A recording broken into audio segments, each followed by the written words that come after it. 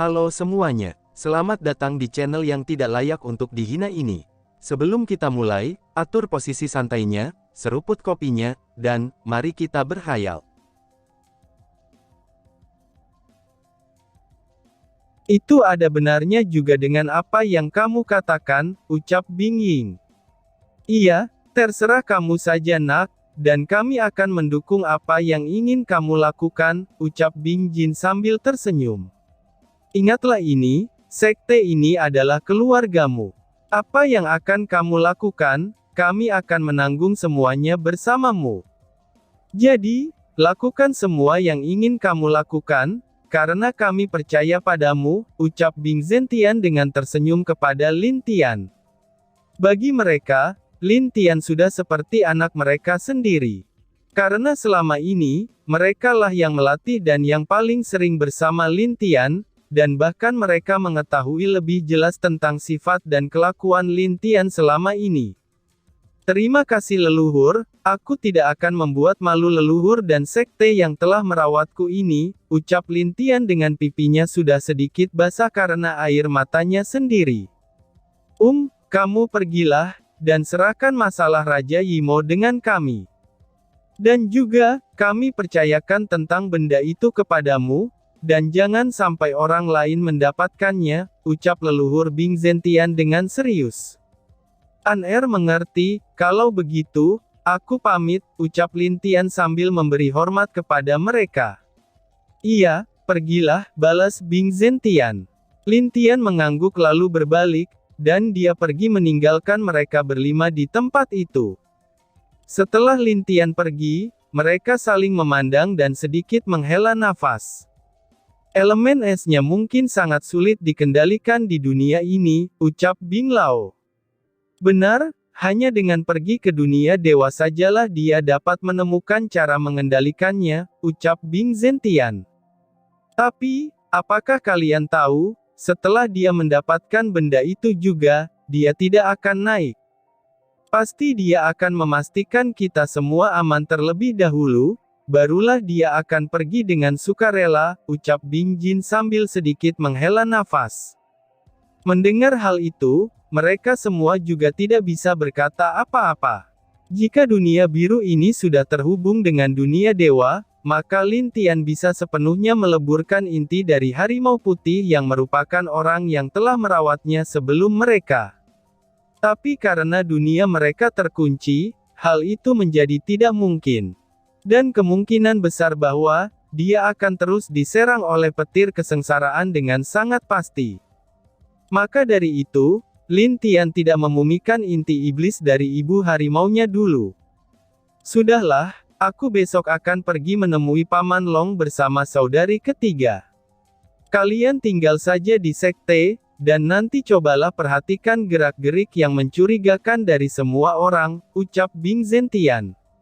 Oke, balas mereka. Lin Tian berjalan keluar dari tempat leluhur tua, lalu dia pergi menemui Bing Ming dan Bing Ye untuk memberikan penghormatan.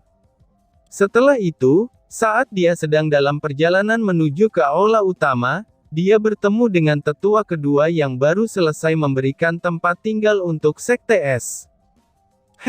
Tetua, aku tidak percaya kalau sekte kita baik hati, karena telah memberikan tempat tinggal sementara untuk sekte es, ucap Lin Tian dengan bercanda. Nak, bukankah itu karena kamu, balas tetua kedua. Iya, tapi apakah itu tidak masalah?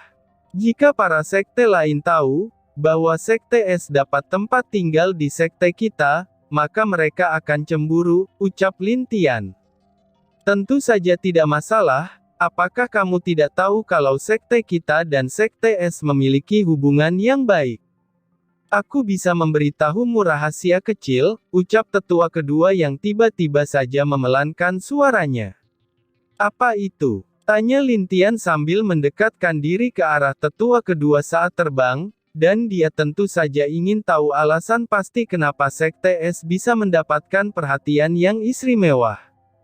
Dahulu, leluhur Bing Ye pernah menyukai salah satu tetua sekte es di zaman leluhur Bing Ye masih muda, ucap tetua kedua.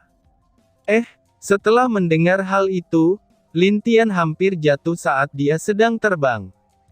Dia tidak pernah menyangka bahwa, kalau kakeknya, Bing Ye, itu mempunyai pengalaman cinta dengan leluhur Sekte Es. Lalu, kenapa mereka tidak bersama? Tanya Lin Tian dengan bingung. Itu karena, tetua Sekte Es itu mati saat di Laut Kematian, karena dia ingin menolong murid-muridnya saat itu, ucap tetua kedua sambil sedikit menghela nafas. Apa? Laut Kematian? Menolong murid? Seru Lin Tian yang sedikit kaget. Sebenarnya, tetua itu tidak ingin pergi ke sana. Tetapi dia tidak ada pilihan lain, karena sedang dikejar oleh beberapa orang misterius berjubah hitam pada saat itu. Dan akibatnya, dia masuk ke dalam laut itu, ucap tetua kedua.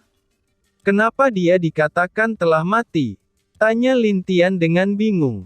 Karena bola jiwanya telah hancur, dan tubuhnya juga telah ditemukan di pulau yang tidak jauh dari tempat berbahaya itu, ucap tetua kedua. Lalu, apa yang dilakukan leluhur? Tanya Lin Tian. Tetua kedua menjelaskan apa yang terjadi saat itu, dan leluhur Bing Ye keluar sendirian untuk mencari siapa mereka. Begitu juga dengan Sekte Es, bahkan leluhur Bing Ye juga memberi perintah kepada tim khusus untuk menyelidiki hal itu. Di saat itu, leluhur Bing Ye menemukan sebuah percakapan tentang tetua itu secara tidak sengaja, dari salah satu seseorang di restoran yang sedang mabok. Lalu, leluhur Bing Ye memaksanya berbicara, dan dia tahu kalau orang itu berasal dari sekte tingkat 1 di benua barat saat itu. Akhirnya, leluhur pergi ke sekte itu untuk menanyakan kenapa mereka melakukan hal itu, karena mereka takut akan kemarahan dari leluhur. Pemimpin sekte tersebut akhirnya menceritakan, kenapa mereka memburu tetua Sekte Es. Dan setelah tahu bahwa mereka diperintahkan oleh salah satu tetua yang cemburu kepada dirinya, leluhur akhirnya mengamuk dan menghancurkan sekte itu. Lalu, dia mengamuk ke Sekte Es, dan meminta mereka untuk menyerahkan wanita yang menjebak tetua itu. Tentu saja, Master Sekte Es ingin tahu alasannya. Tetapi setelah mengetahuinya, seluruh tetua di sana menjadi sangat marah, dan bahkan mereka juga ingin membunuhnya. Tapi leluhurnya meminta kepada mereka, agar dirinya saja yang membunuh wanita itu. Wanita itu pun tidak menyangka bahwa, kalau leluhur Bing Ye memiliki rasa kepada tetua tersebut, dan pada akhirnya penyesalan selalu datang terakhir. Dia memohon agar mengampuni nyawanya, tapi tentu saja leluhur tidak memperdulikannya. Dia pun langsung membunuhnya di depan para tetua Sekte Es tanpa ampun. Lalu, sejak saat itu setelah mengetahui penyesalan dari leluhur Bing Ye, sekte mereka sangat dekat dan jarang ada perselisihan. Aku tidak menyangka kalau leluhur punya masalah seperti itu, ucap Lin Tian yang terlihat agak sedih. Ya, begitulah, ayo masuk, aku yakin mereka semua masih berdebat. Jika perdebatan itu diteruskan, mungkin 1 bulan ini tidak akan menghasilkan apapun, ucap tetua kedua. Mari tetua kedua, ucap Lin Tian sambil mengikuti di belakang tetua kedua. Di dalam ruangan, para tetua sudah hadir di sana, dan mereka masih berdebat tentang rencana untuk acara pada 1 bulan lagi. Itu karena, merekalah yang memimpin acara tersebut. Karena itu, mereka jugalah yang harus berhati-hati agar tidak membuat sekte mereka malu. Bahkan Bing Yang dan Lo Lu juga berdebat dengan keras, termasuk Lin Hou di saat Lin Tian masuk bersama tetua kedua. Dia tidak percaya mendengar betapa berisiknya tempat tersebut, dan bahkan dia yang biasanya tenang, dia merasa agak sakit kepala ketika melihat hal itu. Benar-benar merepotkan bukan? Hahaha, ucap tetua kedua ke arah Lin Tian. Iya, aku tidak menyangka, bahkan hal seperti ini akan terjadi di sini, balas Lin Tian. Di dalam sangat ribut sekali, di kiri dan kanan tempat para tetua duduk, mereka sangat meributkan tentang rencana mereka yang dianggap lebih bagus. Tidak, rencanaku lebih bagus. Aku adalah master sekte di sini, dan kalian harus menurutiku, ucap Bing Yang. Apa-apaan itu saudara pertama, tidak bisakah kamu meminta persetujuan kami dulu, ucap Lou yang membentak Bing Yang. Iya, itu benar, ini bukan masalah siapa pemimpinnya sekarang, tapi apa yang akan kita lakukan 1 bulan lagi, ucap Lin Hou juga. Pada akhirnya, mereka tidak ada yang mau mengalah, dan tetap dengan rencana yang ingin mereka terapkan. Lin Tian dan tetua kedua yang berdiri di pintu aula hanya bisa terdiam, dan kemudian menggelengkan kepala mereka. Lihat kan, maka dari itu, aku sedikit senang karena disuruh untuk mengatur penyambutan Sekte Es, ucap tetua kedua dengan sedikit tersenyum. Aku tidak pernah berpikir itu akan separah ini. Pantas saja leluhur menyuruhku untuk pergi ke sini, ucap Lin Tian. Iya, setidaknya kamu bisa membantu mereka. Karena jika tidak, dalam 1 bulan kita tidak akan mendapatkan hasil apapun, ucap tetua kedua. Aku mengerti tetua, tapi lihatlah mereka, ucap Lin Tian sambil menunjuk ke arah semua orang yang emosional itu. Bahkan mereka tidak tahu, kalau ada orang yang masuk ke dalam aula, karena mereka saling beradu pendapat dengan sangat serius. Serahkan mereka semua padaku, ucap tetua kedua. Baiklah, balas Lin Tian sambil mengangguk, karena dia sendiri tidak akan bisa menghentikan mereka berhenti berbicara. Tetua kedua maju ke tengah aula, dan kemudian berdiri di sana. Saat itu, dia sedikit menghirup nafas dalam-dalam. Itu terlihat kalau tetua kedua seperti sedang mengumpulkan ki ke dalam mulutnya. Lin Tian yang melihat itu memikirkan sesuatu, dan kemudian mengambil penutup telinga dari cincin penyimpanannya. Diam, teriak tetua kedua dengan sangat keras di aula itu. Akibatnya saat semua orang mendengar suara yang bercampur ki dari tetua kedua itu, telinga mereka sangat sakit dan mereka langsung terdiam setelah itu. Sialan, tetua kedua, apakah kamu ingin memecahkan gendang telingaku? Ucap Bing Yang.